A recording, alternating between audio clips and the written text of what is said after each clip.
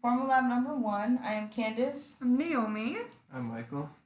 and in this experiment, we had to measure the bounciness of our ball. So our experiment setup included three trials where we dropped the ball at different angles of the board, and the balls were approximately dropped at 1 meters high, and we measured until they hit the wall on the other side. Trigonometry and tracker programs are used to calculate how much of the ball's energy was conserved, and the objects that we used were a ball, a whiteboard as our ramp, tracker software, and a meter stick. The topics used during this experiment was coefficient of restitution, which is simply just the ratio of velocity components along the normal plane of contact before and after a collision. So for a perfectly elastic collision, your coefficient of restitution would be 1, and for a perfectly inelastic collision, your coefficient would be 0. The next idea is that Newton's third law, which states that every action has an equal and opposite reaction, and this force is what causes the ball to bounce back up after hitting the board. Then we have the conservation of momentum, which states that within some problem domain, the amount of momentum remains constant. Momentum is neither created nor destroyed, but only changed through the action of forces as described by Newton's laws of motion. Momentum is a vector quantity and has both magnitude and direction, and momentum is always conserved. All right, so another topic was conservation of energy. The law of conservation of energy states that energy cannot be created or destroyed, but can alter from one form to another. And along with that is the definition of kinetic energy.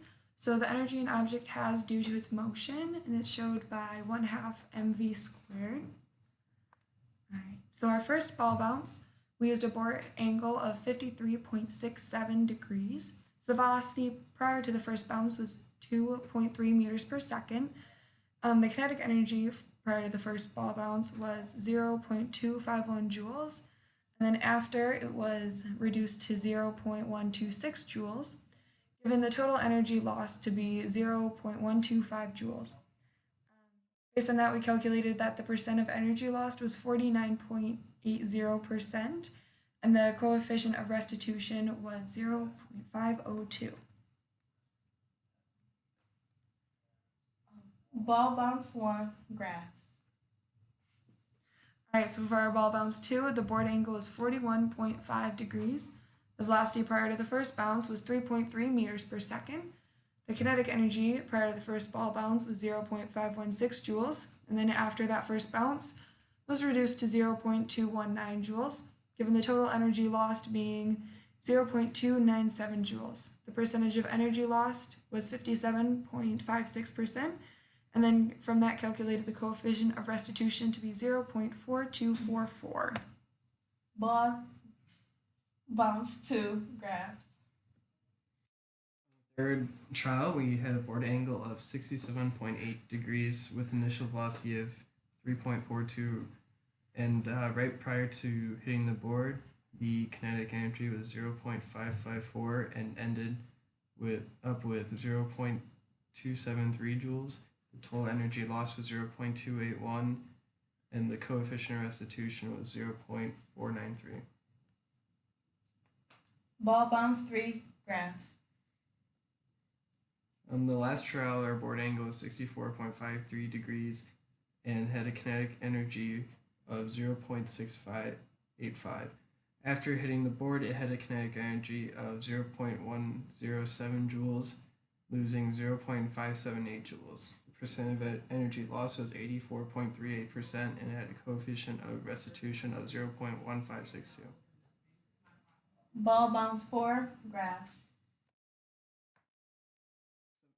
These are the assumptions and errors. Some of the balls may have been dropped at higher altitudes because of the initial kinetic energy being off on each of them, so they would have had more time to fall down and gain acceleration. Another problem would be a friction that occurs between the whiteboard and the ball, which would have made the ball roll, and then some of the energy would have transformed into rotational energy.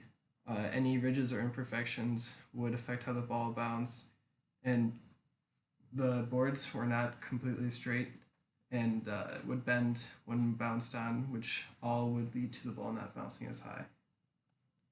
In conclusion, the average coefficient restitution for the first three trials was about 0.45, and there was an oddball of 0.1 for the last trial.